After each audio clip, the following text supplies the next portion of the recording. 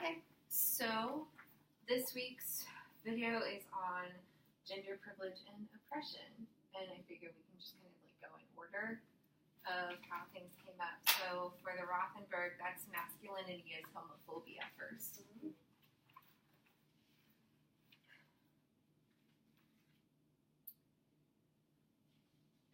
Something I thought was interesting from this article was that when it talked in one of the sections when it was talking about like the history of masculinity, is that there was two things that kind of defined masculinity, which was land ownership and craftsmanship, and that was pretty interesting because I never really like thought of it from that way, but that's like what defined your status as a man was whether or not you had both of those things, and it just kind of like drives in the whole like property kind of aspect of masculinity that I think is pretty Prominent? Yeah, prominent in that. So I found that interesting. Boy, it really struck out. So they talk about the genteel patriarch, the heroic artisan, and then that gets like demolished by the marketplace man. Yeah. Like this idea of masculinity as a thing that is constantly destroying things in its path. It's not got a stable identity, and so it has to keep rebuilding itself by destroying others.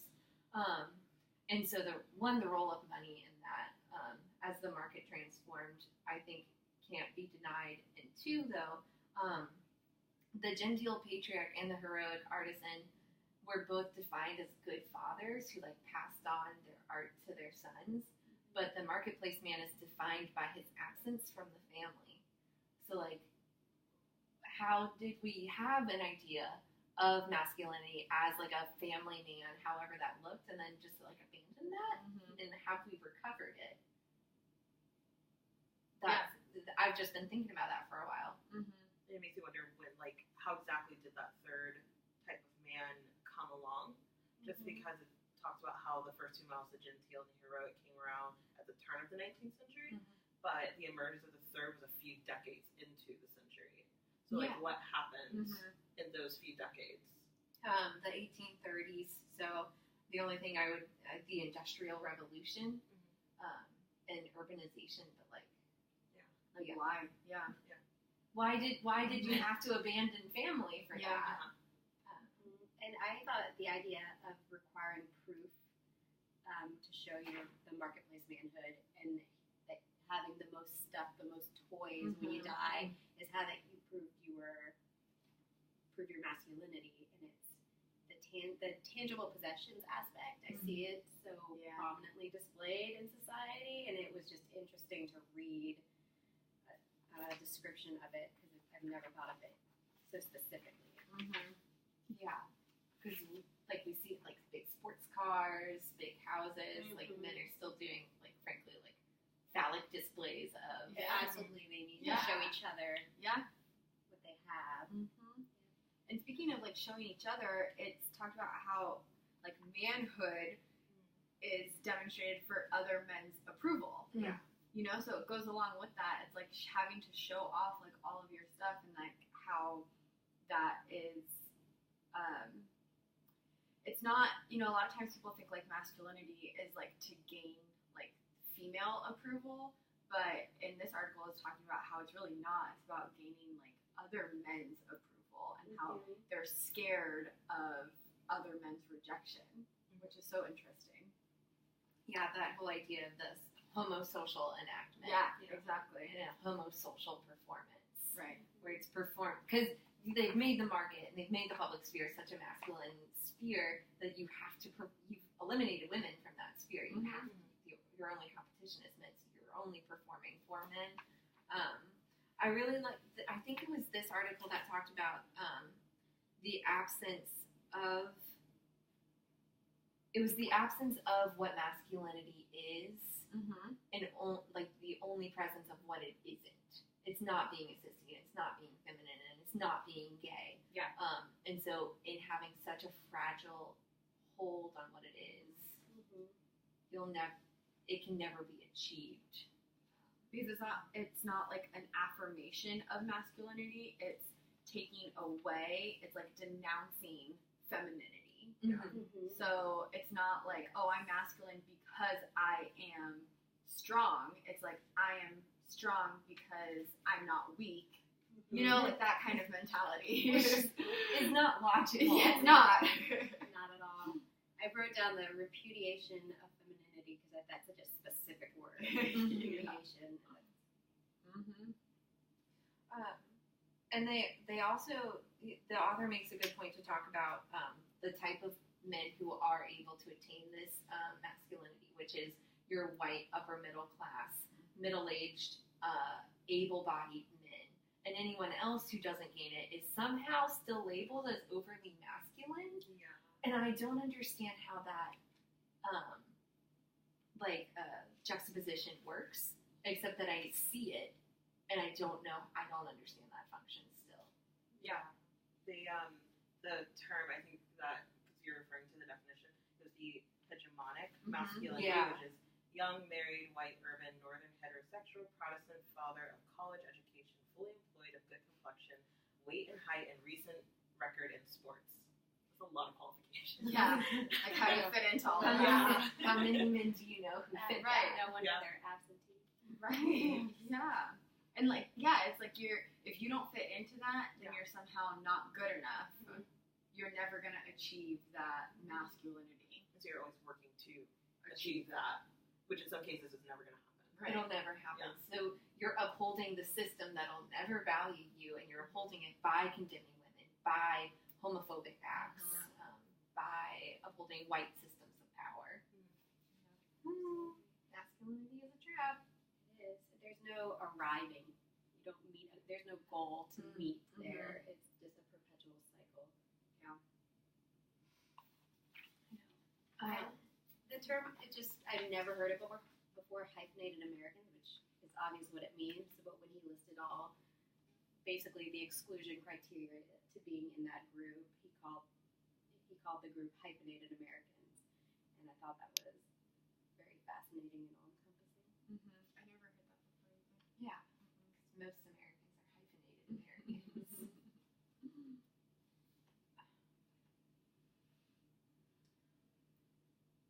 We can talk a little bit more about like the specifically masculinity as homophobia, because that was like and one of the main focuses of the article too was just like the in seeing gay men and femininity as the antithesis of masculinity, doing everything to avoid doing that, which is again a homosocial act.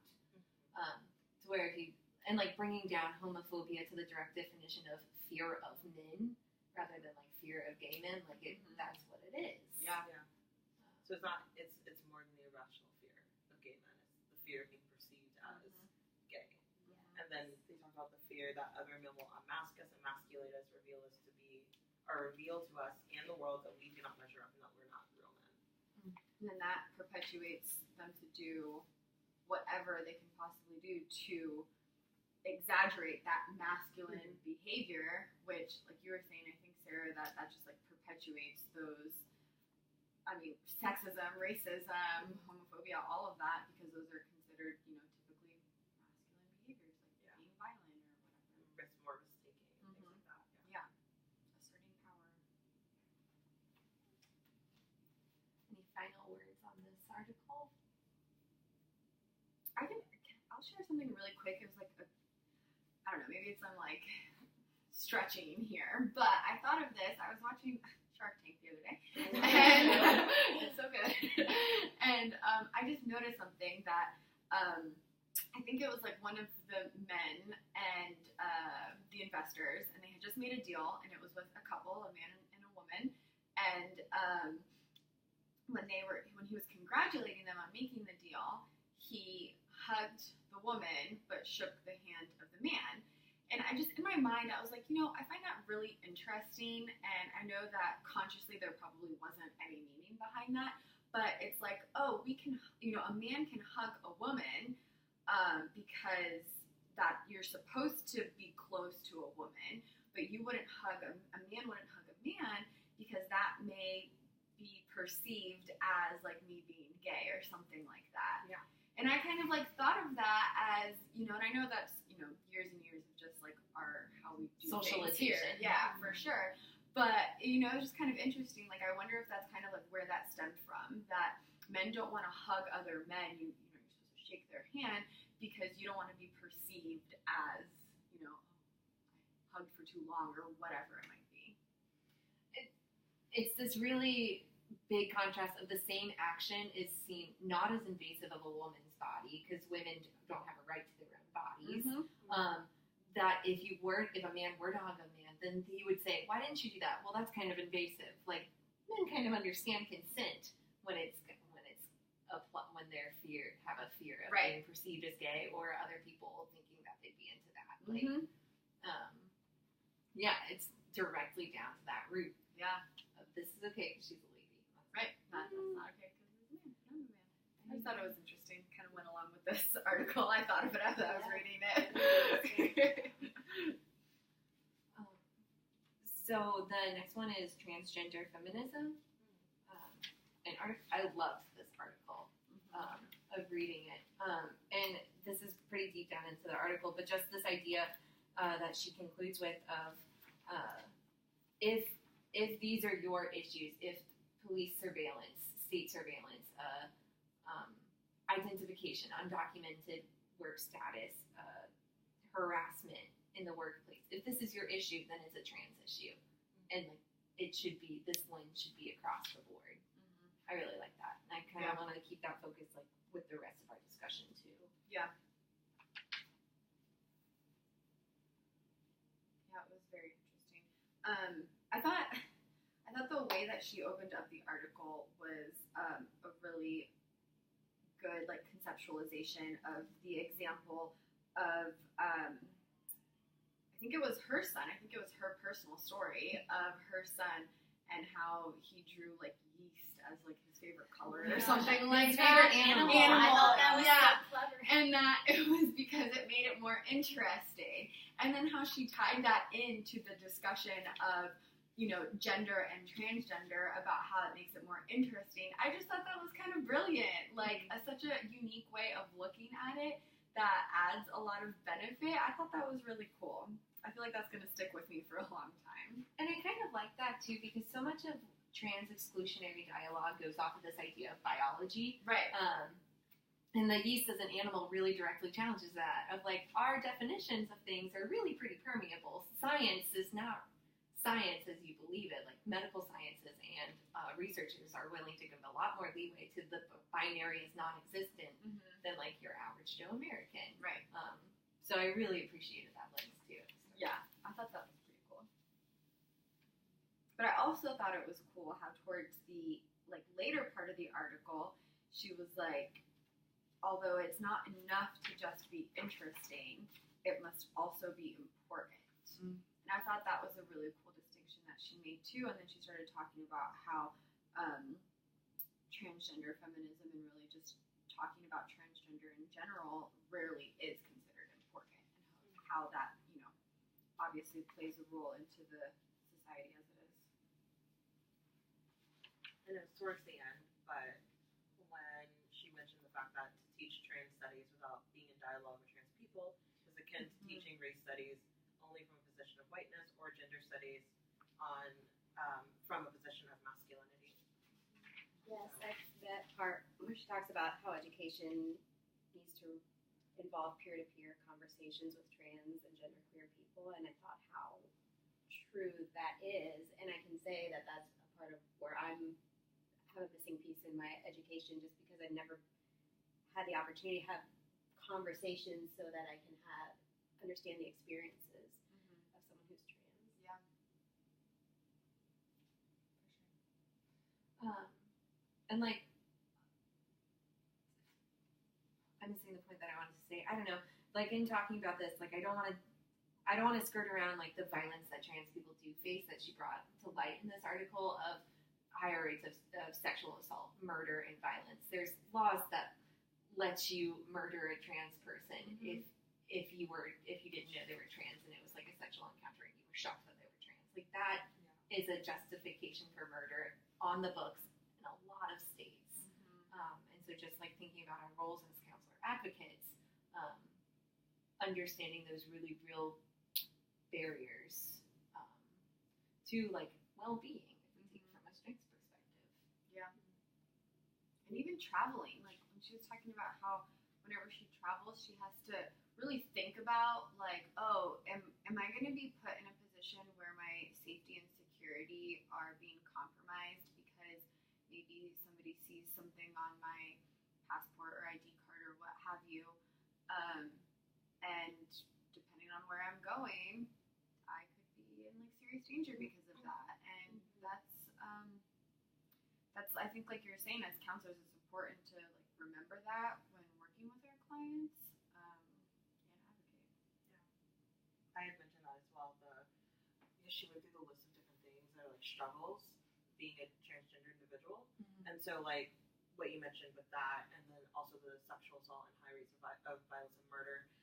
Also the with the medical community being known as a gender identity disorder, and like the whole kind of psychopathology around like psychopathologizing them instead of what it should actually be, and then also discrimination in housing and employment, and then the risk of being arrested and then not being put in a prison that coincides with your gender identity, which is horrifying. It's horrifying. I really read that and I had to stop because I was like, I've never thought about that. Right. There are so many moments where I think how layered it is and how we think of that many layers. Yeah.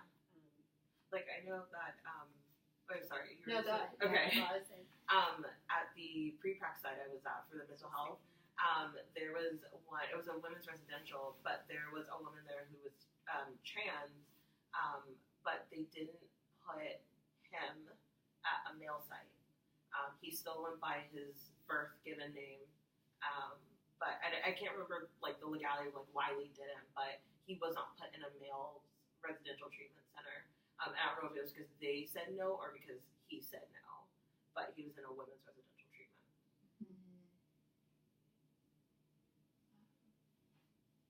So like as employees at agencies, like how do we step into those policies? How do we ask clients what they want and see that we can do it on that very like institutional level that we can impact? That's this is making me. Did anyone else read? It's skipping out of order, but The Ghost of Stonewall for part 4. I read that as my my part 4 reading. In talking about like incarceration and medical violence that comes from being trans. The author Stonewall Inn was the start of like the LGBT liberation movement. Gay rights started as our police riot, and it should like still be like a riot because so much of gender identity is policed by the state. The author talks about this classification anxiety that officers get in public of just seeing someone who's defying the gender binary or who is obviously presenting themselves or who the officer perceives as presenting themselves as gay or lesbian, that their presence in that space is immediately seen as disruptive to the social order. And they're far more likely, without like doing anything, to be faced with harassment from officers and facing violence from officers and being unjustly arrested. And the author talks a lot about the rape that happens in the prison systems and just public humiliation of just purposely violating transgender people to see what their genitals look like. It's systemic and it's literally enforced by police. So, if you haven't read that one, I think it's a good one to read. Yeah, I wasn't sure which one to read. I think there maybe were 2 options in that section. But I'll go back there with a few things I wanted to read. Which is a good time to talk about, speaking of state stuff and transgenderism with the latest news article. I found an article. It was called "Trump's Limit on Transgender People in the Military Gets First Appeals Hearing," and it was posted on October 10th. Oh wow, yours is so recent. Well, because I looked up transgender Trump-ish stuff, and nothing recent was coming up, and so I just hit one of the filters, and I put for within like the past month. And so that's why I came awesome. up. I did the filter. I'm interested to hear about it then. Yeah, so they said that Trump's lawyers urged federal appeals court in Portland to allow the president to bar certain transgender people from military service. A U.S.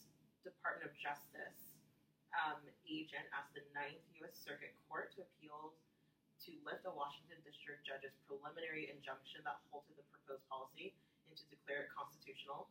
And then a nonprofit that works with civil rights of the LGBT community, they took on the cases of some service members. It was like maybe 6 of them.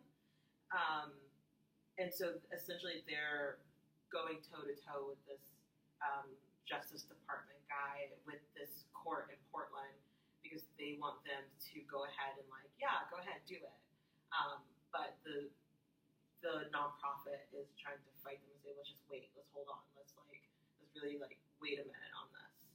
And so there is a case set for April of next year, but they could rule any time before that. But it's set for April. But would that be just in Portland, or is See, that's what I was confused about because everything I looked at outside of that was still Portland. The ninth federal courts have different districts. So if it moves forward in Portland, whatever gets impacted by Portland, basically they're working it in the lower courts for it to reach the Supreme Court. Okay. And so if it moves up or down from Portland, that determines how quickly it's reaching the Supreme Court. Is that a simple way of looking at that? Because this is a federal issue. Right. So it's all Yeah. federal courts. Yeah. I'm sorry. No. There was just 2 more things. The guy from the Department of Justice, he made the argument that allowing transgender people to openly serve poses a risk to U.S. armed forces, and then he said military officials are concerned that people with gender dysphoria have higher rates of psychiatric hospitalization and suicidal behavior. So that's their argument they're going based off. Which is interesting because in the article I read, it said that leaders of military have no issues with transgender troops.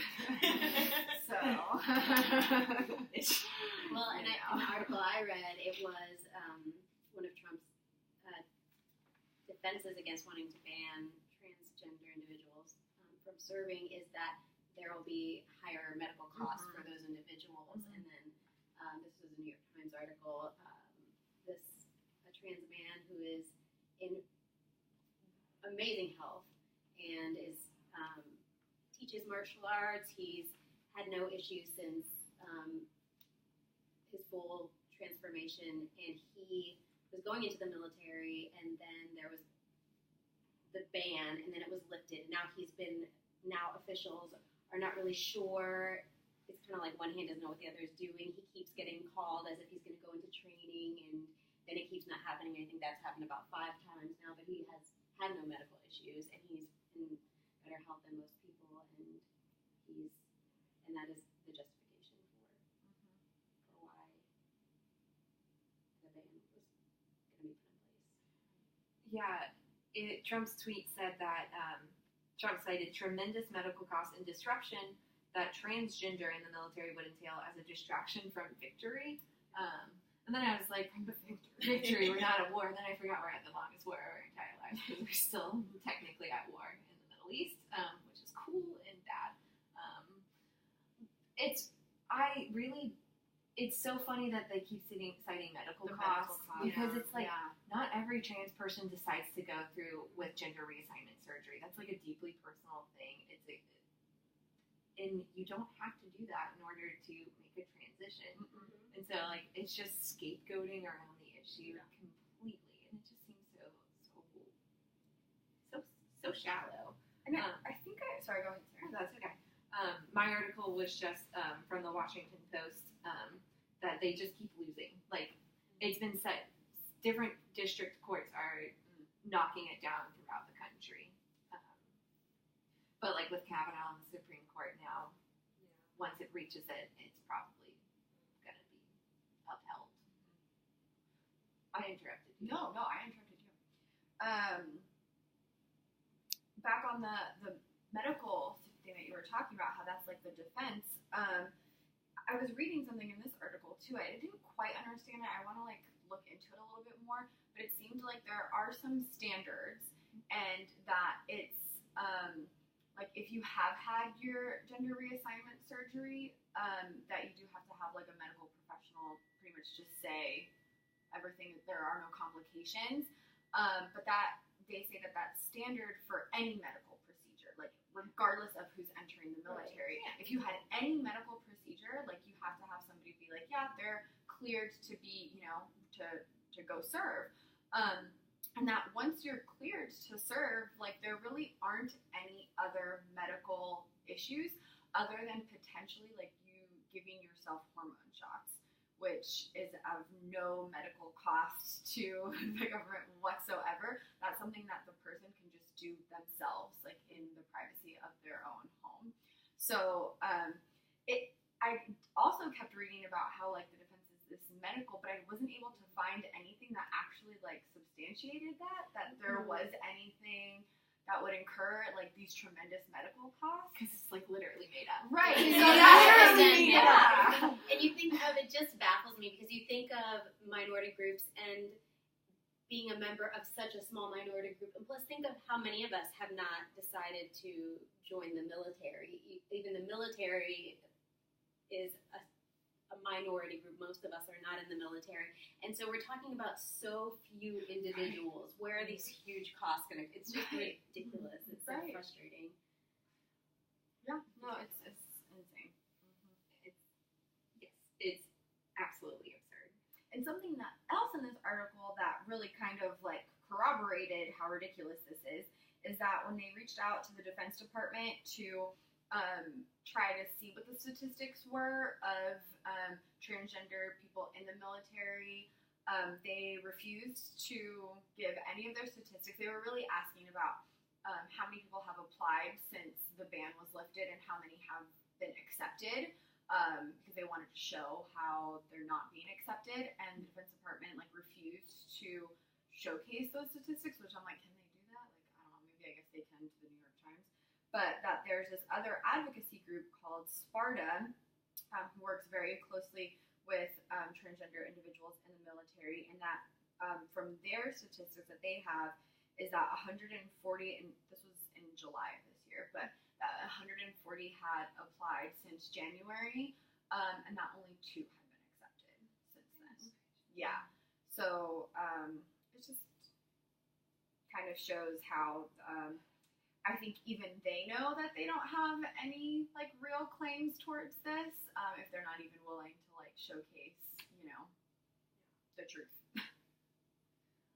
I think this issue in particular is such a slippery slope that like we really need to concentrate our advocacy efforts on, because like once this ban is justified, just once, it'll be widespread justification in like they already don't have protections in hiring practices, right. But this is just like, oh, I'm not going to incur the cost of you as an employee. I'm not going to deal with possible psychiatric hospitalizations that come from you as a certain, or like, it's just like, if this doesn't get stopped and doesn't get addressed, then the rest is just downhill and kind of really scary. And I was talking earlier that the New York Times broke an article today saying that the administration is trying to, through Title IX, the anti-discrimination, trying to define gender as what you were assigned at birth, unchangeable.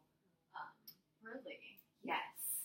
So that's an article to look at, and I can send you the link after this discussion. But it's like, that'll impact colleges, that'll impact everything across the board. And it can be done in as little as 60 days as law without any sort of intervention. So this is just a very fighting times. Yes. Fighting times. Exciting times. Are we ready to talk about our Part 4 articles? I touched a little bit on the Ghost of Stonewall, and specifically on the gender section. Because Stonewall, because I'll finish say this real quick. Stonewall was started a lot by trans women who were in the inn at the time, and like the riots that ensued and the violence that ensued, a lot of it was directed at trans women who were like left just beaten in the street or assaulted in jail once they were taken in. So like really like LGBT movements that don't incorporate trans voices, that don't prioritize transgender friendly policies, like are forgetting who started this movement. Right. That's interesting.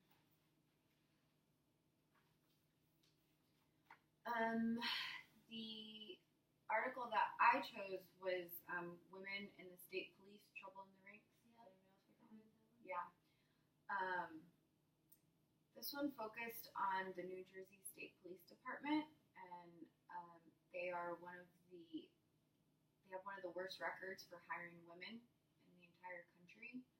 They're like very, very low on the list. And the article really just focused on the harassment that women face in this department.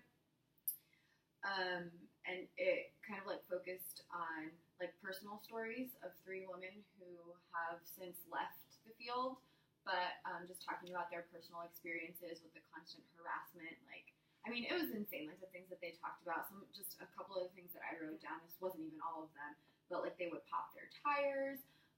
They would see, like the other officers would just pop the women's tires, like their car tires, for no reason. That the women would see like their other officers watching porn, like while they're on duty or whatever, like in their barracks and stuff, like just watching porn.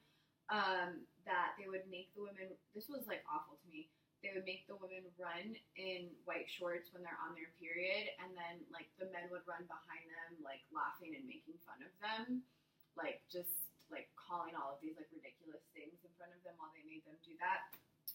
And that's just like a couple of them. I mean, there was like tons and tons of examples in there. And yeah, it was just kind of showcasing like how there's a lot of work to be done. There was one in there who said that she feels like it's a lot better now than it used to be when she first got in there. But yeah, it was pretty horrifying to read, honestly. It was, and it kind of focused. Now, at the end, because it kept talking about the lawsuits of 1999 and these women suing the state police. This was written in 2003, so I would be curious as to how it is now. Because in 2003, New Jersey was 235 out of 247 for the lowest male to female ratio.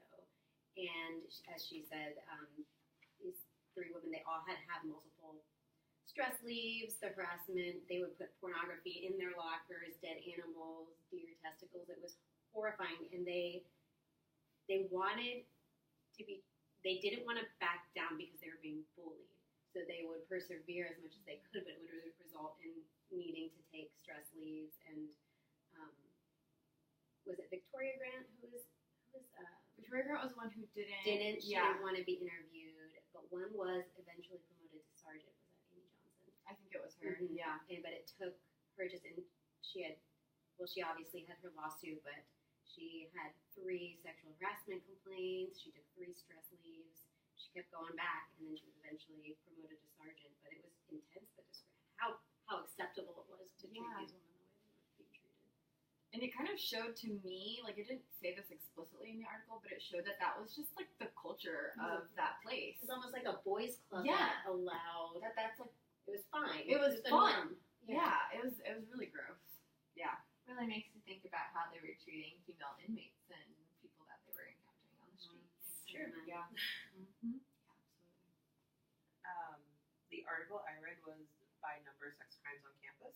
Mm-hmm. So it gave a lot of numbers about sexual assault and rape on college campuses.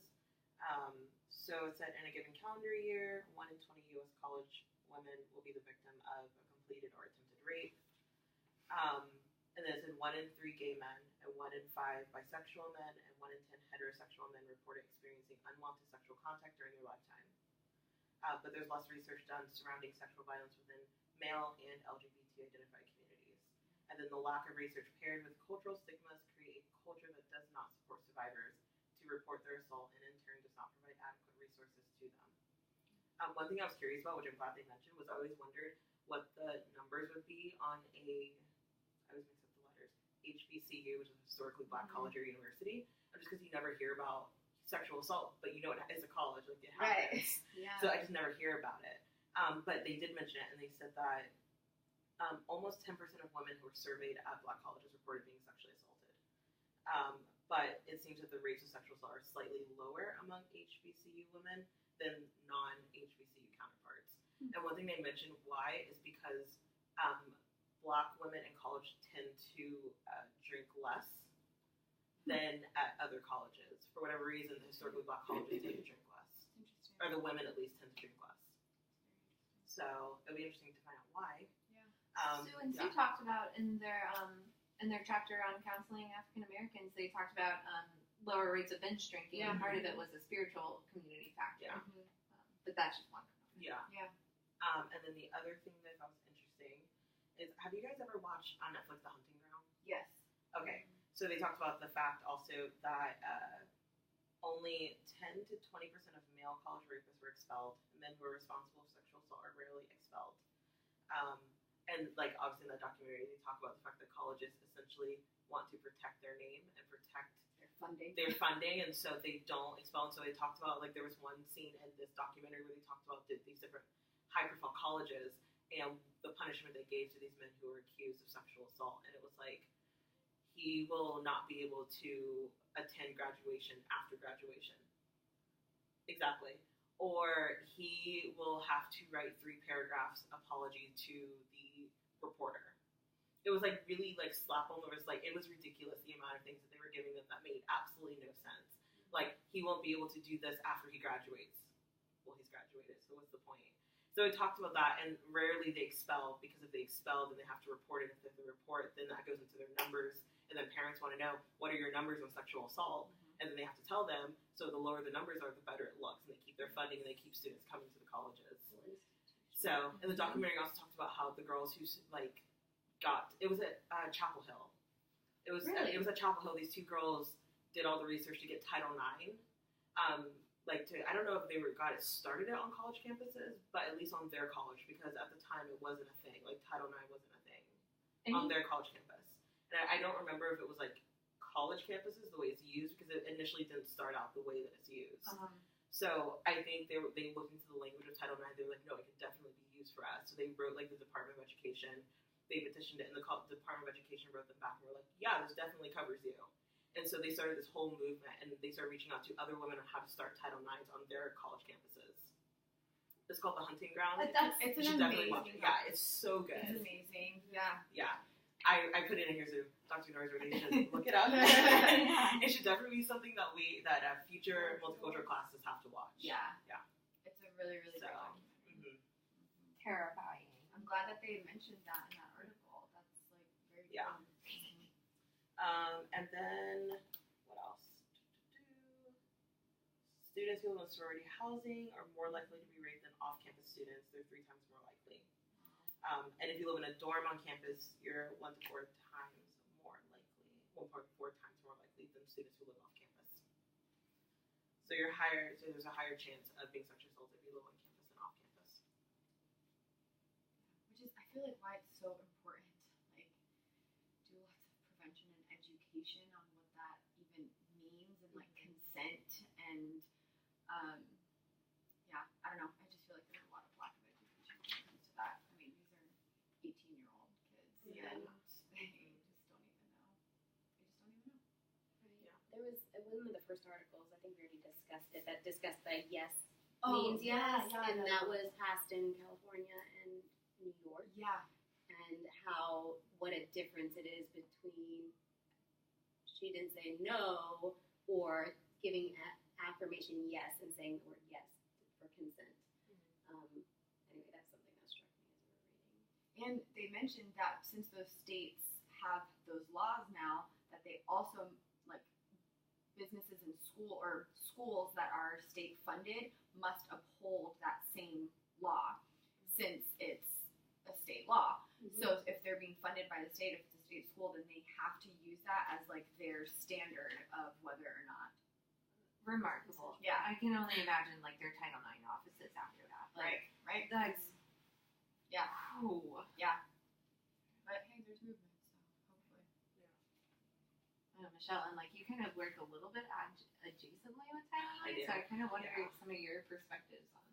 Well, they're currently looking for a Title IX person right now, so that's what's going on. Which is hard because since we're in the same office with Title IX, we have students who come in to see us, with students who come in to see Title IX, and it's like, if there's nobody there, then we have to like scramble, like, who do we send them to? Who do they talk to? And there's like a chain of command of like different people. Like, if this person's not available, go to this person. If this person's not available, available. We have this person, but it's like at one point there was a moment where like nobody was available, and so it was like, what do we do? And so yeah, it's just hard because the students are coming in and they're seeing different people. Like every student's seeing a different person, which means there's like different levels of sometimes different levels of compassion. Yeah. You know, because it's a different person every time. So yeah, it's hard. All of this is like very personal. Like, Yeah.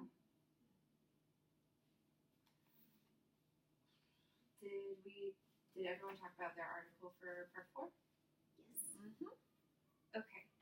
Part 5, which is the economics of race, class, and gender. I did mine on gender and Black job crisis. Me too. Okay. Yeah, so we talked about the low wages that trap Black women where they are, and then together with their families and communities and cycles of economic distress with reverberant and widespread social consequences. And then there's 5 key elements of the job crisis that are facing African American women. So overrepresented among low wage workers impacted by both the gender wage and racial wage gap, unemployment at higher rates and for longer periods than other women, especially hit hard by the recent recession in 2008, and the recovery time was a lot harder. And then they're more likely to be single heads of households than other women of other races and ethnicities. And I thought it was interesting because I follow this woman on Twitter, and it was the one that I mentioned, Austin Chaney Brown, who wrote that book. And so I follow her on Twitter, and she literally tweeted 2 days ago. She said that her bank account is just back at the point that it was before the recession hit. Like it's just now. And yet we've been in recovery. Yeah. So this whole time she's been in recovery, she said her bank account is just now back to what it was in like 2007. It's taken like 10 years, for her to get back there. Jeez. This article gave some statistics on the difference between Black lesbian couples, Black male couples, and their white counterparts. And this was just shocking, so I'm going to read it. Black lesbian couples earn $5,000 less than Black male couples, but white lesbians earn $21,000 more than Black lesbians, and white male couples earn $23,000 more than their Black counterparts, which is just wildly disparate.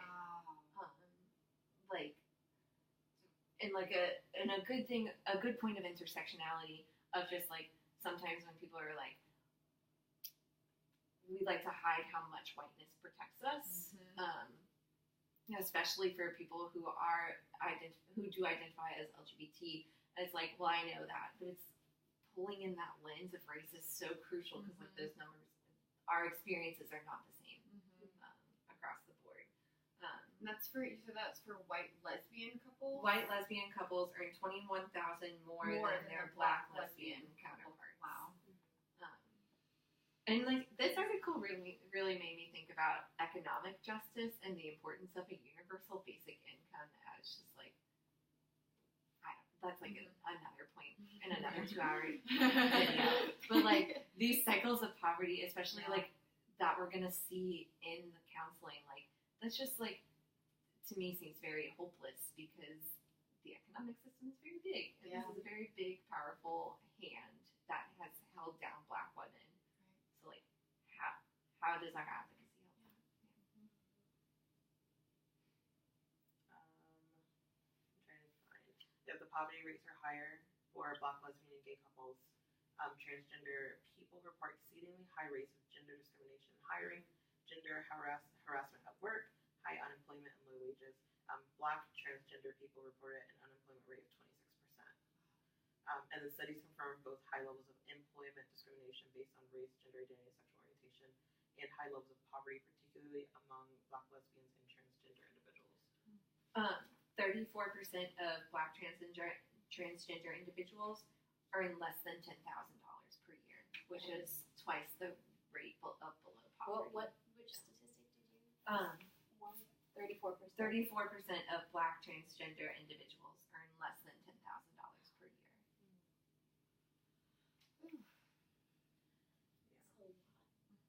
I think about the ACA Code of Ethics and offering free and reduced services for different populations.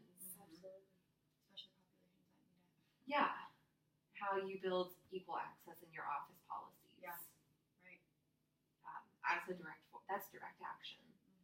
To not be another barrier. I think about that a lot because it's like with private practice, it's like I just feel like that's so limiting of like the population that you're really like allowing yourself to be accessible to see, and it's like as counselors, like we also want to like make an income and have money, but at the same time, it's like I don't know, how do It's you like warring with two sides. how do you balance that? Because I mean, counseling is expensive. Like, and somebody who makes less than $10,000 a year can in no way afford that. How do you make yourself accessible to those kinds of people? I don't know. I think about that a lot. And I asked you to repeat that because I had a 1 in 6 out of the poverty rates, the trans people have twice the unemployment, but 1 in 6 has an annual income of 10,000 or less. And then, but yours is.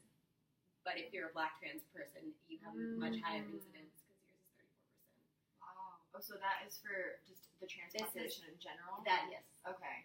And I read that I Am Elena, Life as a Trans Woman, where survival means living as Christopher didn't. No, I skimmed that one a little bit. It was really sad. And Elena, what was interesting is when sometimes we know a concept, but we don't ever see it written. We don't have vocabulary to necessarily apply to it. And that's why this class has been really enlightening in a lot of ways, because there are times I'm just like, oh, that's what that is. It has a name, it has a process. But she describes meeting a friend when she was in her early teens who was trans, and for the first time having a word to describe. She says, I finally had a word for it. I knew what I'd always been feeling. And she grew up in a Bible Belt town, a tiny little town in Georgia. So when she goes to her town in Georgia, she has to be Christopher. And when she wanted to be free of that and feel actual physical safety, she moved to Atlanta, where she established herself and had her own apartment and had a career that she was building, but there were huge layoffs and she lost her job. So she had to go live with her mom back in Albany, and her mom will not allow her to be Elena if she's going to live with her.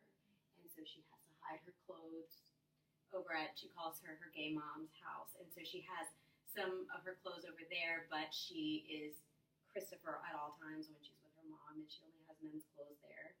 And then it went into some discussion of her being assaulted, and a man who didn't know she was trans hit on her, and when he realized she was trans, he got so mad that he and his friends jumped her, and he said, I didn't trick him, he hated the fact that he was attracted to me.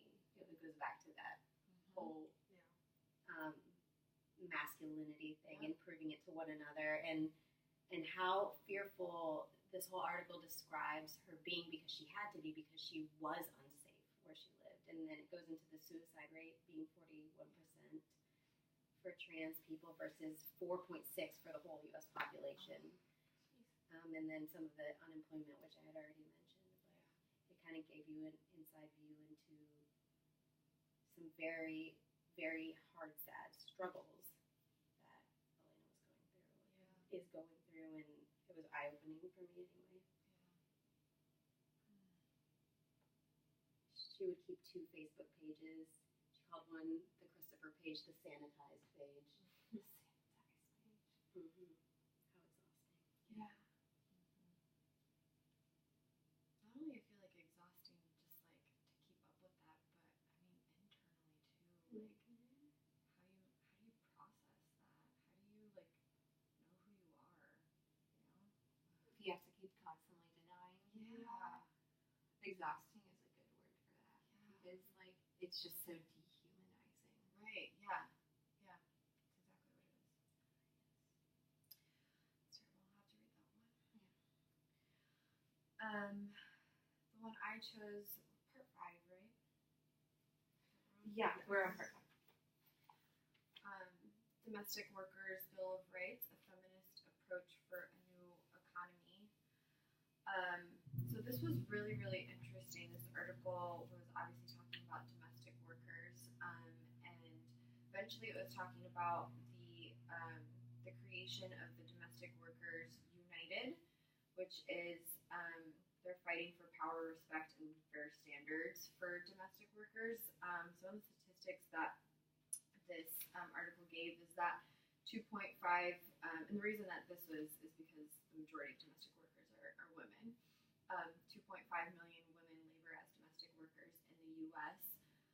It was talking about how domestic workers really take on a variety of roles, like nurse, teacher, tutor, counselor, nutritionist, like all of these things that this person is essentially like responsible for the care of the family. Without these domestic workers, like the families just wouldn't be how they are. They wouldn't function the way that they do because these people are, you know, waking up at the butt crack of dawn, leaving their homes, coming to somebody else's home, making food, making sure everybody has their breakfast and lunches, taking the children to school, cleaning the home, getting dinner ready, doing homework. I mean, they're doing all of these things that allow this family to be able to live their life. So saying that if every domestic worker like went on strike, that it would affect literally every part of our society. Doctors, nurses, lawyers, I mean everybody, it would affect everything. And then it started talking about how obviously they're completely undervalued and invisible.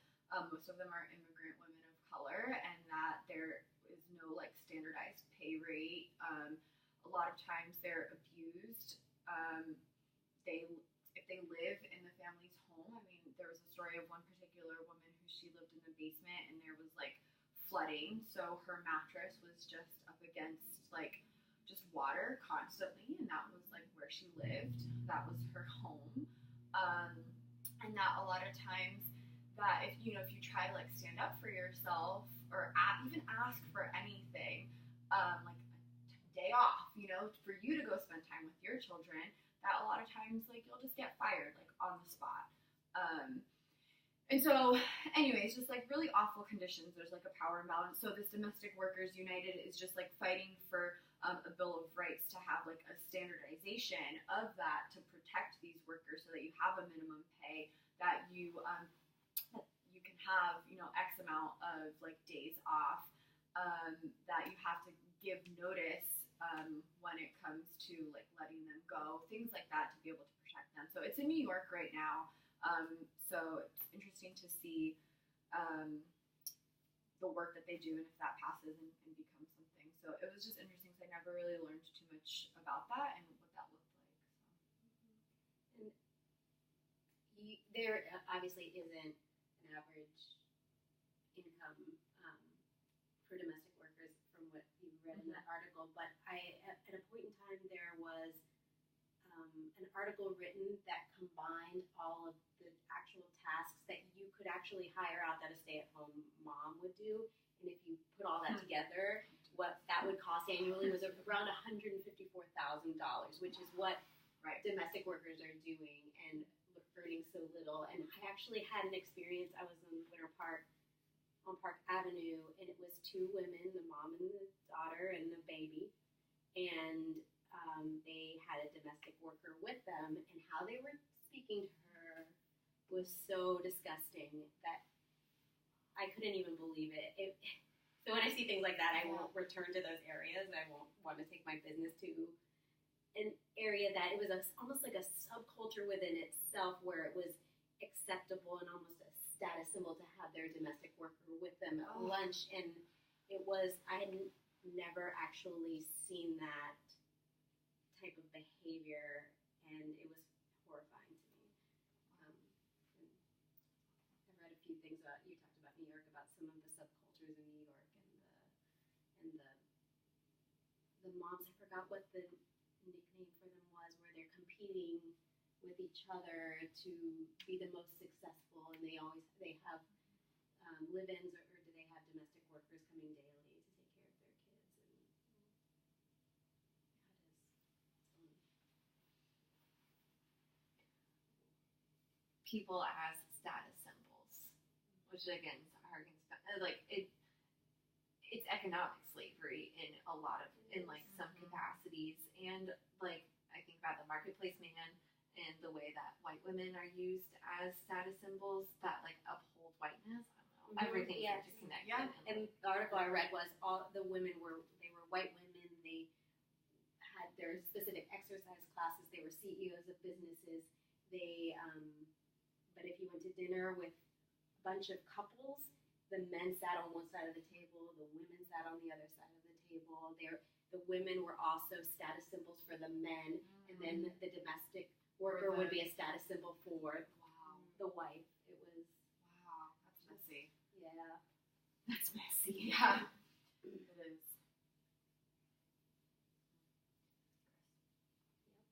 I think we're on part 7 or part 6. Part 6. I can't do math. Part 6 is many voices, many wives. I read the unbearable invisibility of being trans. Okay.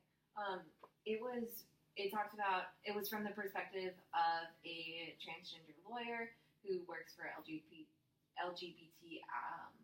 equality, and like whenever he would be wearing a tie, they'd be like, oh, women shouldn't wear ties because he'd get misgendered. And then whenever he would wear a tie, then he would be told like, young boys should be respectful, they should wear a tie. Like basically just having to deal with that sort of like those microaggressions in the workforce,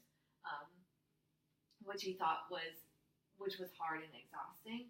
And then moving into like where it played out in the judicial system of judges who are laughing at him while they're sending black inmates to prison for life. Like it was a good perspective on the callousness of systems of power, and the way that specifically being transgender gave a perspective of like an outsider looking into this system, and then understanding that like white identity protected him from a lot of things that he was still able to work against. Yeah, if you want to. Oh no, I was just yes. He did talk about how he felt confident walking in through as a white man and a lawyer using the exclusive lawyer's entrance to enter the courthouse, but then you get in the courtroom and it is a rule in the courtroom that you have to wear a tie if you're a man, and he would not wear a tie so that he didn't get called Doogie Howser because he looked young. And then if he would he would not wear a tie so he didn't get made fun of, but it just kind of discredited him completely in his vocation, in addition to just being discriminatory. Yeah. And he discussed, the difference between the fact that he was white and that his incidence of violence was decreased by that. And they break down a few cases where this was a white trans woman who committed suicide in prison, and then Isla Nettles is a black trans woman, and at age 21 was murdered for being trans. And then Cece McDonald, this one was the most horrifying to me for some reason. She was attacked, and she fought back, and it was her survival. And so instead of just being murdered, she then saved her own life, but received a manslaughter conviction and went to prison. Because she was fighting back. She fought back after she was attacked. And so she killed somebody in her fight. And it was not self-defense, it was manslaughter. And she went to prison. She did do it in self-defense. But Right. They Right. didn't They didn't. No, it was self-defense, but she still got charged. with manslaughter. Convicted. I sent to jail. Yes.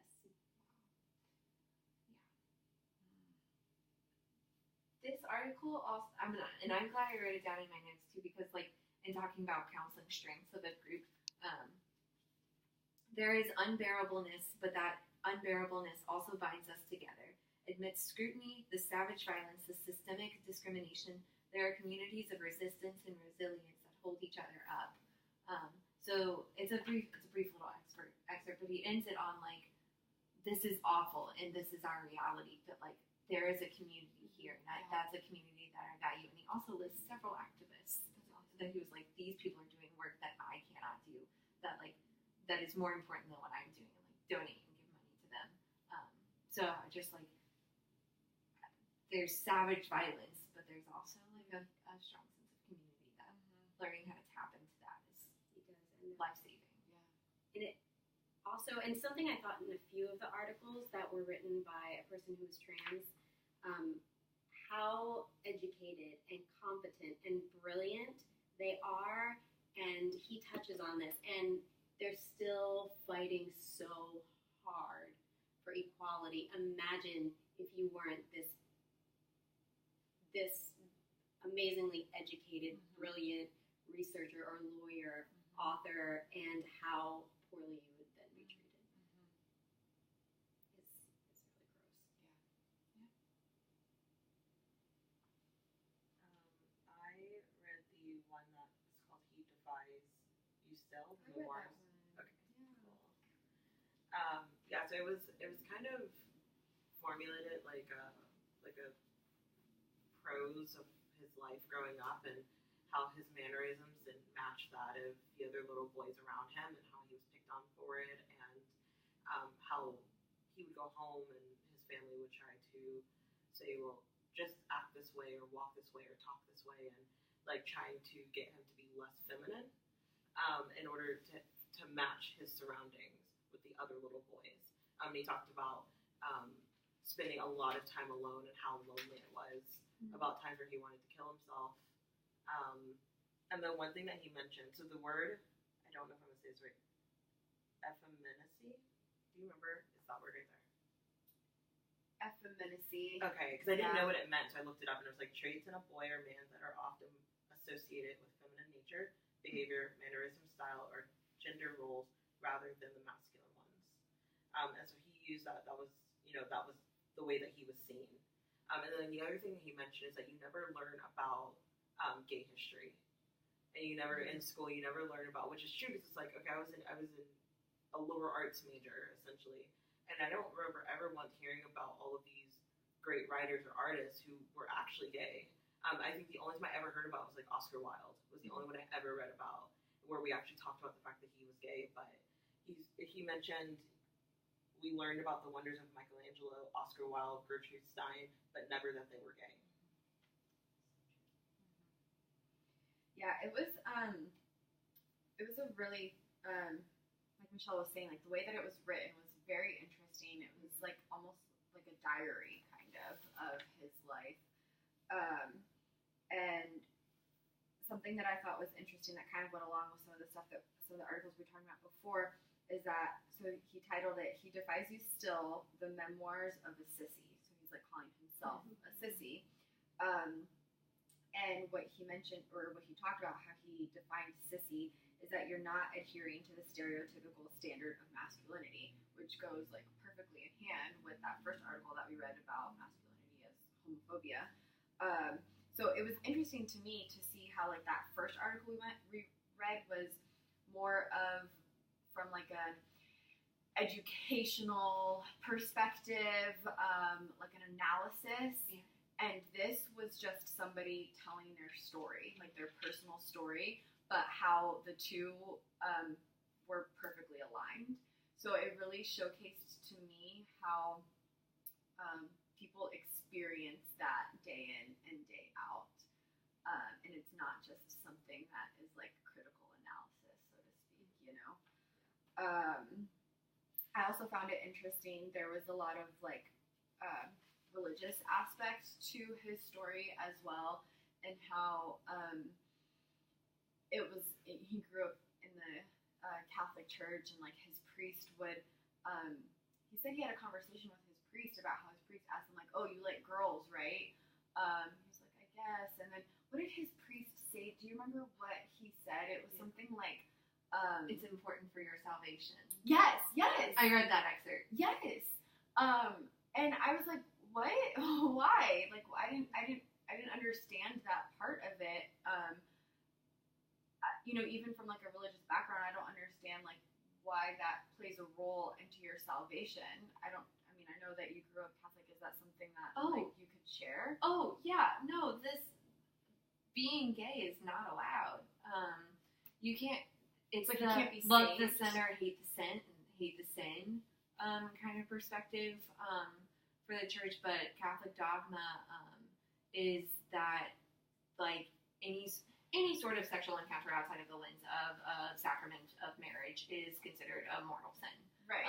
But the reality for gay people is that that sacrament of marriage is not open, so any sort of sexual encounter is a mortal sin. And so you can never be saved. A mortal of that. sin is a complete cutoff. So like from that perspective, yeah.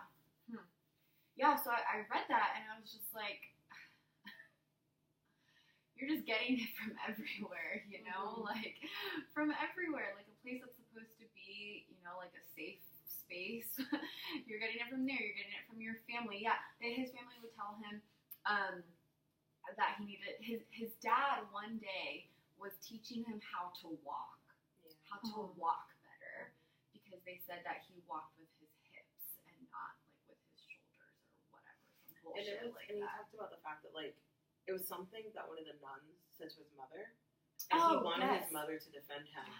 And I forgot what it was. The nun said something to her. He tied his sweater. Oh yeah, like so a girl. He would tie his sweater around his shoulder or whatever, and the nun had a conversation with his mother in front of him, saying like, "Oh, he ties his sweater like a girl. Like you need to make sure that he doesn't do that." Yeah. And all he wanted as a young boy was for his mom to like stand up for him, like in front of this person, his teacher, and she didn't. And he said that she didn't because what was she going to say to a nun? Like, the nun is the voice of Jesus. What was she going to say? So. Yeah, it was really sad, but it ended in, like, a really empowering way. His last little section of his, like, poetry or whatever was kind of describing him at a pride parade and how, like, he just had all of this support around him and how people were, it was essentially him saying that, like, all of the things that those people had said to me, like, I powered through that, and now, like, look at me. Like, look who I am. Like, I still walk the way that I walk, and, like, it's fine. So it was, like, a really nice way to end it. It was very empowering.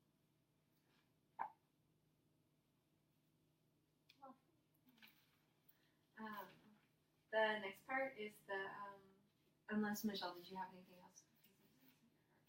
That's pretty good. The next one is part 7, how it happened. These are like the little real excerpts.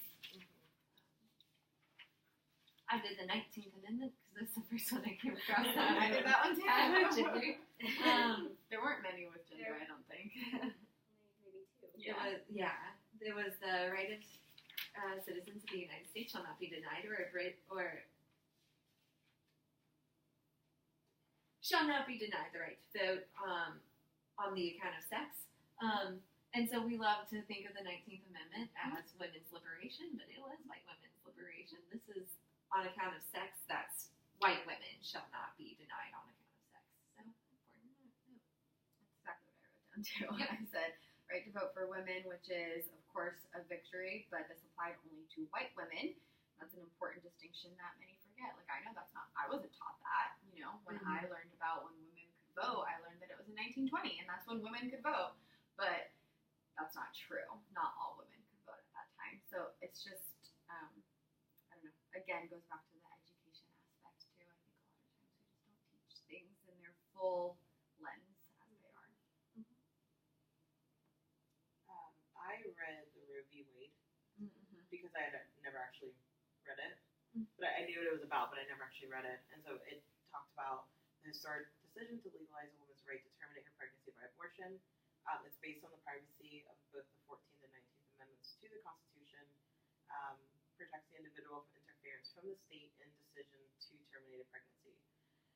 But it stops the state, or it allows the state to not interfere up to a certain point. So like late-term pregnancy, then it's more of like a maybe we'll step in. So there's still that. I don't know why. I think it's usually I get into some sort of political conversation with my mother, and then I go back to reading studies on gun control and abortion rights and things like that. But it legalized abortion at the federal level, but all of the details of the term, how far into the pregnancy the pregnancy can be terminated is determined by the state. And so I went back and looked at the presidencies, and it's such, abortion is such a hot political issue when people are choosing who to vote for, especially for president, and people will vote on that one issue alone. They're so passionate about it. So I went and I read, because I knew that tended to be that blue presidents, there was a steeper decline in rates than red presidents, and it was steadily declining. It was steeper when something would be done at the federal level, like partial birth abortions were no longer allowed, but everything's controlled at a state level. So people voting the federal level and wanting to, the administration in power has no bearing on changing any of it. And I think reading Roe v. Wade just really reinforced that. But it's something that people don't really, they're passionate about it, and then we end up with their current president based on that one issue that they say. It's just, to me, and especially in some of the groups that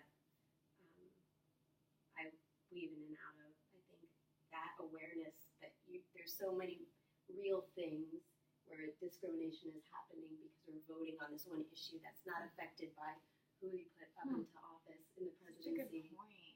That maybe let's consider these other things. And consider that opinion maybe at your state level, or figure out why they're steadily declining. If that's your passion, then learn about it that way. But there are just so many more important issues that a president has power in, and that is not it. That's such a great point. I've never had really thought. I mean, I know that it's federal and then there's the state levels too, but I've never thought of it in the way that like people are voting for that one thing in federal issue, and it's not affecting the states. Like, it doesn't affect it. It doesn't affect it, not at all. Yeah, I just had never thought of it that way, and that is a very important consideration for people to remember. They vote that way too, like, one, without context, two, voting your midterms. Number three, though, Supreme Court makeup is entirely presidential. So, yeah. If that's the single issue voter, then you're going to vote for whoever's going to be able to put in a Supreme Court that's going to align with that. Yeah. I love how relevant everything is in this course. It makes you feel good about yourself. Yeah, I understand that because I used to be surrounded by that one issue voters, and the one issue voter was about abortion. Like, I had somebody tell me like that is the issue. Like, if abortion, yes or no, like that is the determining factor. Based, like, regardless of anything else they do is abortion. And I never understood that because I would be sitting there and I'm like, there's so many other things that they're supporting. And it was like before Trump. It was like when Obama was running. It was other things. I'm like, there's so many other things. Yeah, right. And that exactly when it was that, it's like the evangelical movement. And it was but nobody wanted to read more into it. But it was blue meant one thing to them on that one issue, and red meant something else, even though it was just what they were talking about to get votes, but more or less that if you look at since Reagan's administration, the decline, you can see very easily that the decline in abortion rates. Yeah, so it was legalized, and so of course they're going to go up, but then they just kind of stay on this like steady slope going like this, and it doesn't matter which administration it is. Yep. Wow. Knowledge is power,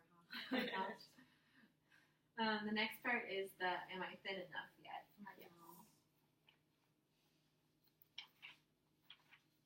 So, one thing that I read within the first couple lines is it talks about a woman's sense of worth in our culture is still greatly determined by her ability to attract a man. Yeah, and then her access to resources is generally indirect through marriage. So like your access to things is like, can you get a man or not? Like, regardless of if you have a great job, you make a lot of money, you are super successful, it still comes down to, are you married? Are you attractive enough to attract a man to marry you? So yeah.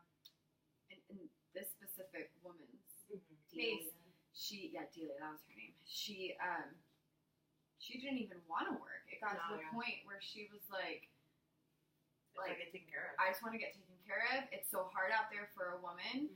And granted, a lot of that was from the what I will say say is abuse from her parents, but that they kind of like instilled those notions in her.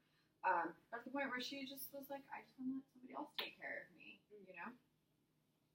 Which is interesting because it's confirming, yes, it's too hard out there for women, but then fueling Yeah.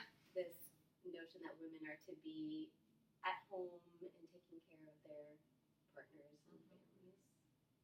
The system has to survive, and like little girls make a very easy target to make a system survive.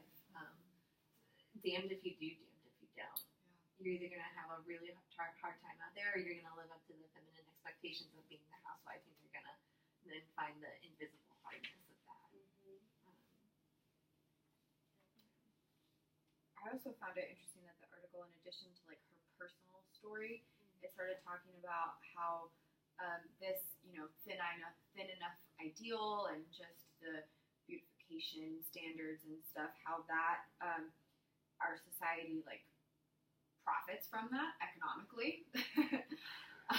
That it just kind of how capitalism plays a role into that, and how ads play a role into that, which go along with the video that we were supposed to watch, which was amazing. I loved that video. And so I thought that was really interesting that they started mentioning that about how it really does. It's a profitable business. And I think now will be a good time to tie in that video with this discussion because of the focus on the commodification of the female body. Yeah. I think so too. I have notes on here. Yeah, as an object, because like all the time when I'm with women in my family and with me too, it's always who's profiting from this emotion, and by profiting, like who benefits, and also who is making money from my self-esteem issues, and like from my desire to like lose weight, and it's a constant battle. That I really love the dangerous ways ads see women. Yeah. If you guys haven't seen the documentary Misrepresentation, it also goes into a lot of this very beautifully. But just this whole idea of the female body is not your own. It's for mass market consumption. It's for sexualization, and by mass marketing it and making this as a sexualized object, it's devalued and it's trivialized, and therefore violence, murder, abuse, that's all kosher. It's all normalized. The way that it permeates through every level of society, because we think that kind of like the way that we think we aren't susceptible to ads, the same way we're like, oh, I'm colorblind, I'm not susceptible. Like, messaging happens, whether or not you're willing to listen to it or not. And so, like, there really are just subliminal messages, and now they're being extended out to children in a culture where child sex abuse and child abuse is already really rampant. When they showed those ads with those little girls, it was horrifying. Yeah, I think about Instagram and makeup culture right now, and I'm just The makeup gurus. Yeah, I talked about the U.S. is the only country in the world where we don't teach sex education in schools. The kids are getting sex education every single day. Absolutely. Yeah, like I remember writing an essay in high school, a persuasive essay about like why we should have sex education, and why there should be sex education like all the way down to preschool. And it's like we're not, in preschool teaching them explicit things. We're teaching them like consent is a form of sex education. Yeah. Like telling them good touch and bad touch is a form of sex education. And so, and we don't do that anymore. Like, we don't teach them about, especially like good touch, bad touch. We don't teach children in schools about that anymore.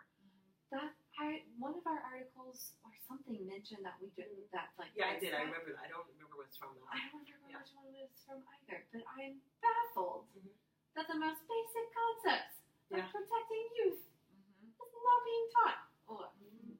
There was somebody, I remember seeing a segment on Good Morning America, somebody wrote a book called, I think it's called The Bathing Suit Lesson. And it was a children's book about essentially consent and bad touch and good touch, and about how anywhere your bathing suit touches, nobody should touch you there. Like without, obviously, like that's bad touch. Anything that's not covered is bad without your consent. So like an arm or your foot or something like that, that's just like without your consent, that's bad. But anywhere covering is bad regardless. I went to in one of the pediatrician appointments one of my kids had, I don't remember which one, doctor, when they were giving an exam, actually went over, I'm giving you an exam right now. This is something that no one should ever be doing. Because I'm a medical doctor and your mom is right here, and the only other time your mom may give you a bath and touch those areas to clean them. And I think the child was about 2, but actually covered, this shouldn't be something anybody else is ever doing to you or allowing. Wow. And you don't need to allow it. And I thought that was, I don't know if that's common, but I was really impressed. Yeah. Should be something that we do for sure. And so, like, what's the disconnect between educating the 2-year-old in the doctor's office and then at 12, the Teen Vogue in 17 saying, like, this is really hip and cool, make yourself desirable. Also, your body's never going to be perfect, and you're going to hate it for the rest of your life.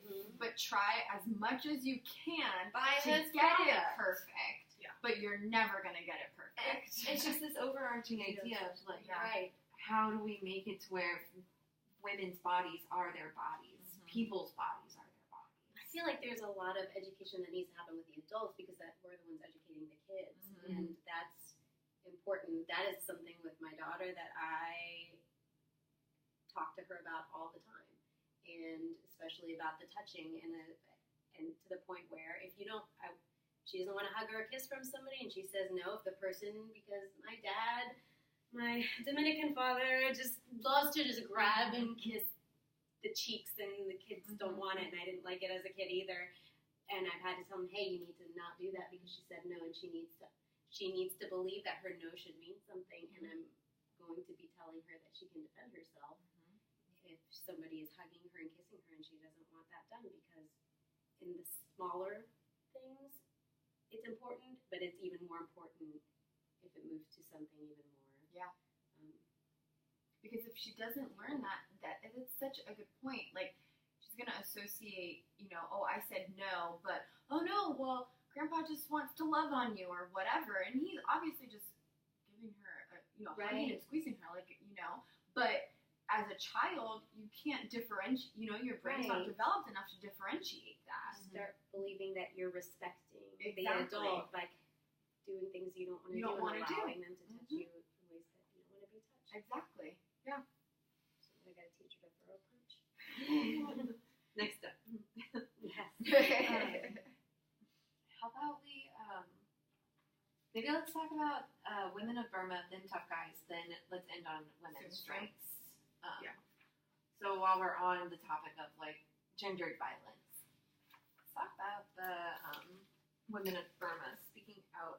I really liked this article because I liked, one, the really tangible steps of how to run a workshop like this. Yeah.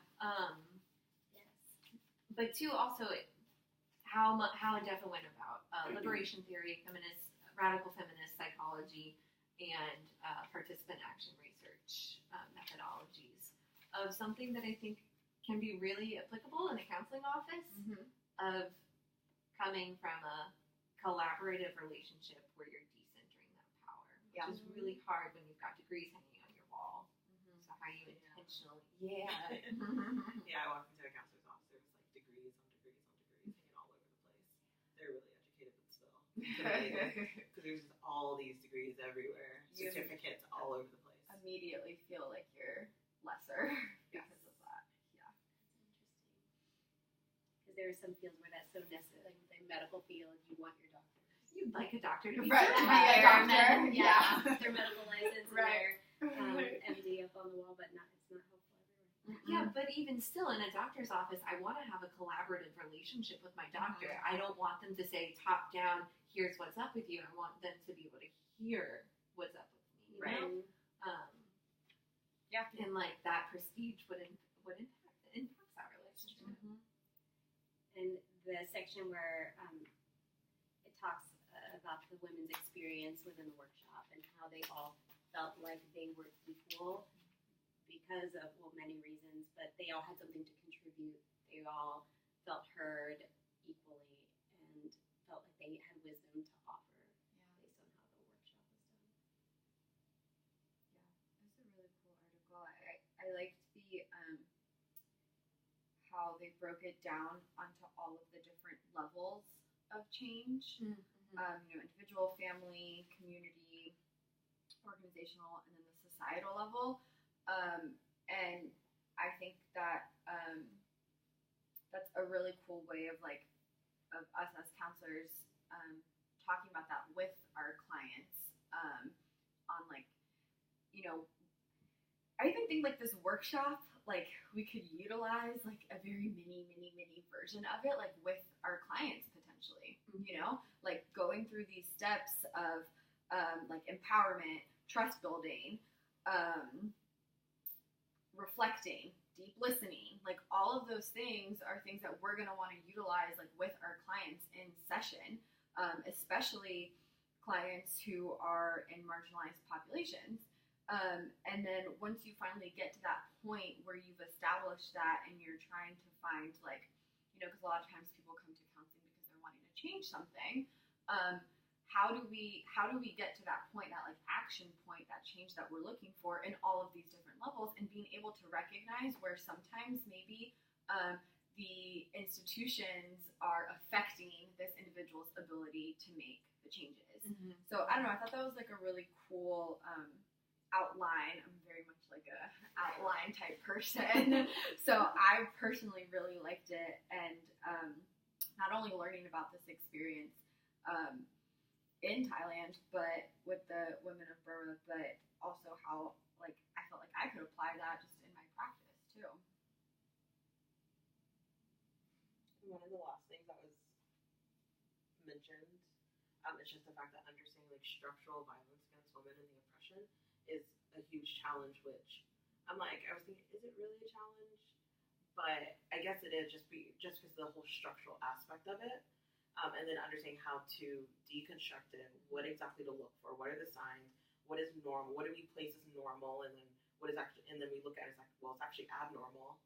Mm-hmm. So I found that interesting, the fact we talk about it's a global thing. It's not just it's not just there, but it's a global initiative that it's a collective. We all have to come together to figure out how to fix the structural things. It's not just a U.S. issue or whatever.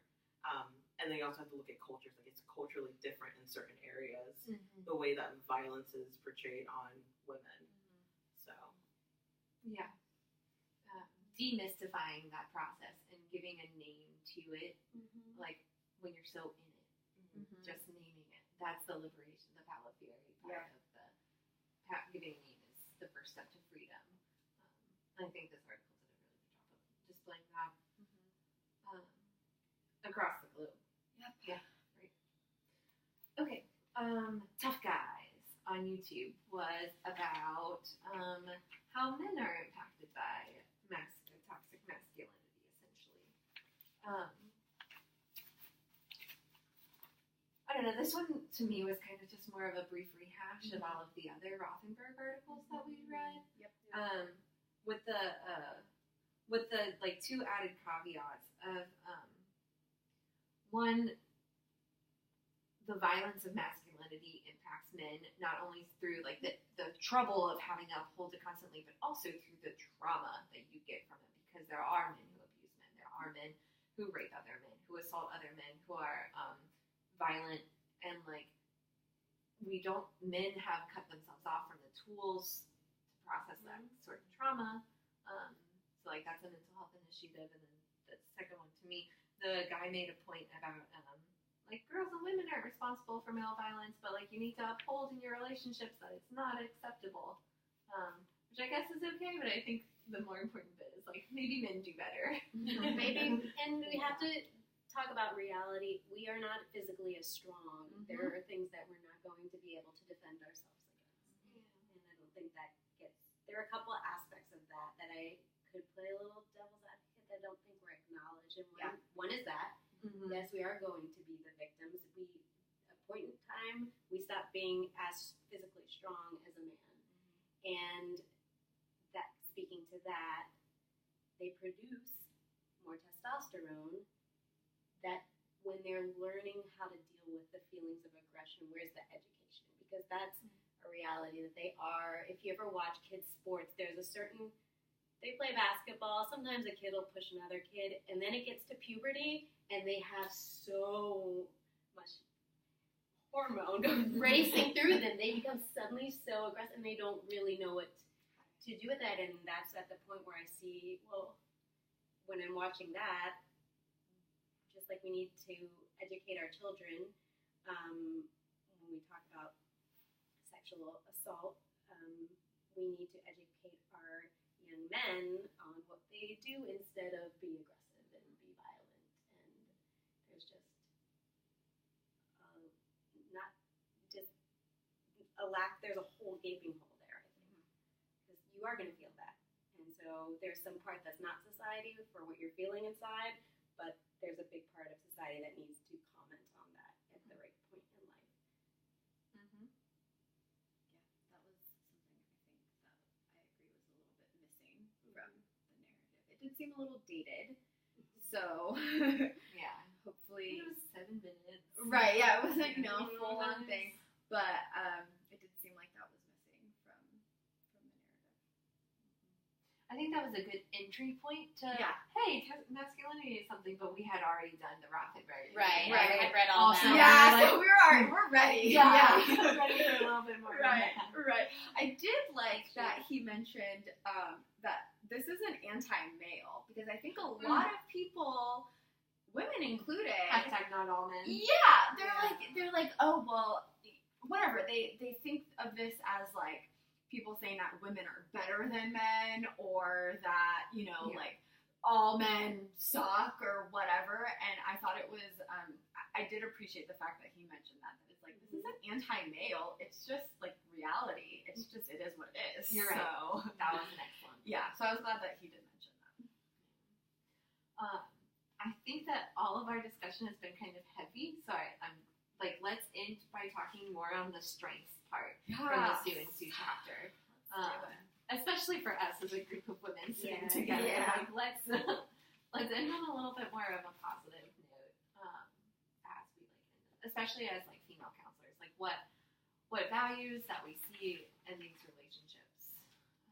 Oh, something that I will find in my notes somewhere, but that I think is like, if I was gonna take one thing from this chapter, I mean maybe that's not true, but one thing that really stuck with me was that I hope it was in this chapter, that women make excellent transformational leaders.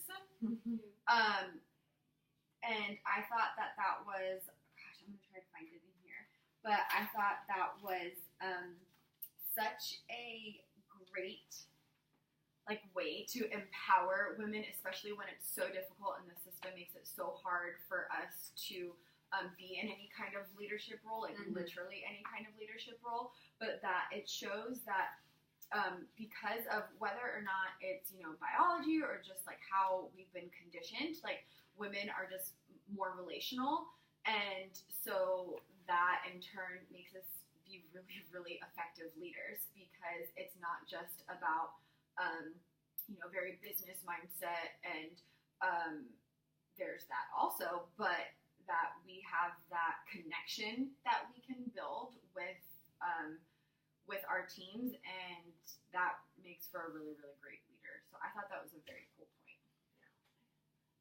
I remember reading that part, and I noted in my book literally next to it, like, why aren't we empowered? Yeah, right. Because, like, at least these are beginning to be acknowledged, like the collaborative leadership style, the ability to anticipate emotional reactions to things. Yes. Like, that is relevant in the workplace. They Yep. also mention emotional regulation. Yes, I saw that too. So it's like, where I saw that. there's something that really bugs me in doing work with gender and gender empowerment, about where it's like, men can do all of these things without apologizing, so like, I'm going to do all of these things without apologizing. And every time I'm like, why is that the standard? Like, why do I want to become, or why do you want to become like a callous, aggressive man? Why can't we just bring them down to a more sensitive level? Like, like decenter. Your empowerment is still on a male standard. Decenter that. Let's bring some emotions into this, because this is all so relevant. Yeah. That really gets me going with activism. He also talked about skills at anticipating emotional consequences of decisions. So we tend to think ahead of time instead of flying by the seat of our pants with certain decisions and thinking, okay, how many different ways can this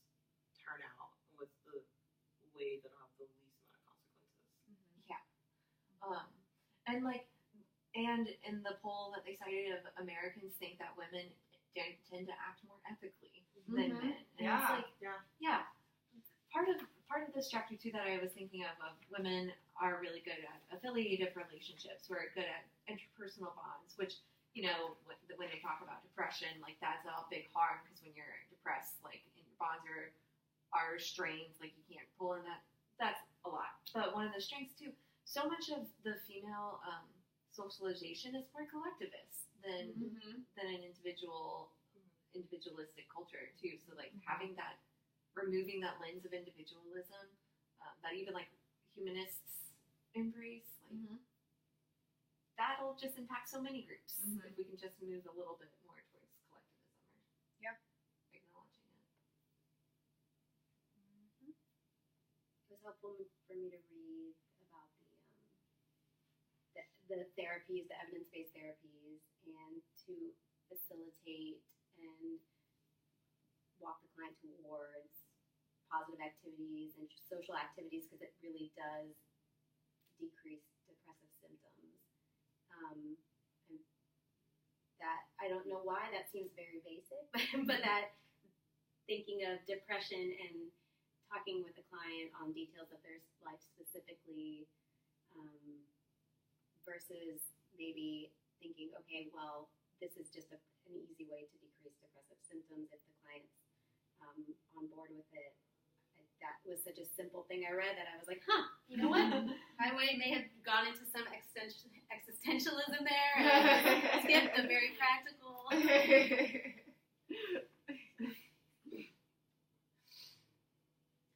Any kind of final notes on Sue and Sue? I did see that. That's where the yes means yes. Yeah. I think the only final note I have is I don't think it's going to be new for anybody here, but that they just define feminism, which I think is really important for us as a society to continue to define it, because again, there's a lot of misconceptions of what feminism is, that it means that, you know, women are better or what have you, and it obviously doesn't, and that it's just the equal economic, social, and political rights and opportunities for women. So obviously they would have defined it in the book, but I just always like to share that knowledge with everybody else. Yes, agreed. Yeah. That is a good point. Yeah. Hating toxic masculinity doesn't necessarily mean hating men. And it's just, it's hard for people to understand, especially with relational. I feel good. Anything else? Well, I was, No. You didn't have anything. as you were talking about how everything was heavy, and it is, and I feel like sometimes I read all this stuff and I just get really frustrated and angry, and we also have pretty heavy course load, so we don't have a lot of extra time to go apply this into our activism the way that we wish we had time for. So as we were sitting here and I was thinking and about small ways, something I have noticed, I didn't consciously do it, but if I'm in a business and there's a person who's transgender working there, I will make it my intention to frequent that business. Or, and there are a couple of businesses in town that I can tell that their hiring practices align with my values, and so even online you can look up lists at least for if they will hire people who have past convictions.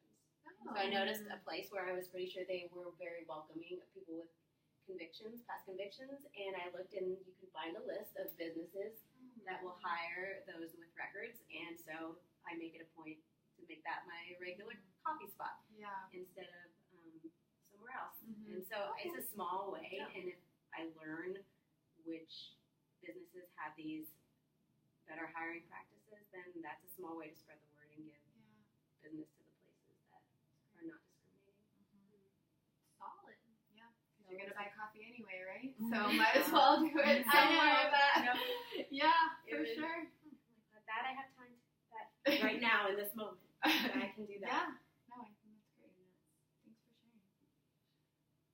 and we've emphasized this throughout our discussion, but like as we talk about like women as a group, we're 51% of the population. We're not necessarily a minority group so much as a targeted identity group. So just like as counselors and as students, like constantly remembering intersection of identities, and like understanding what those locations, social locations, impact on.